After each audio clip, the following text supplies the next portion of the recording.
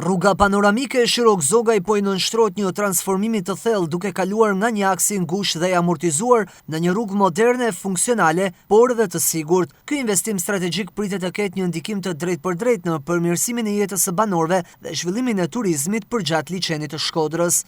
Cili qarë është që nuk dënë sy me po, të shëqyrë që e kapin dorë herë. Zhvillimi duket po fillu mirë. Për rrugën janë të bëmë brenda standardëve, që shohim. Deri tash janë të punu mirë. Janësia tona edhe këta, si i thonë, pjerësit janë të eliminu, për deri tash mirë është. Se si e në të knaqën, kush e ka vendin tonë të? Ne jena të knaqën, falim e nërës për i tonëve. Se si e në të knaqën me punimet, që për në mëngën. I këtë rrugë na kena qilë, burrat tonë e kanë qilë, tash ka vënë dorë shteti, faleminderit për shtetit. Rruga shumë mirë, kënaqur jena, mirë kena dashur me në bë. Me kohë, inshallah çdo gjë më mirë.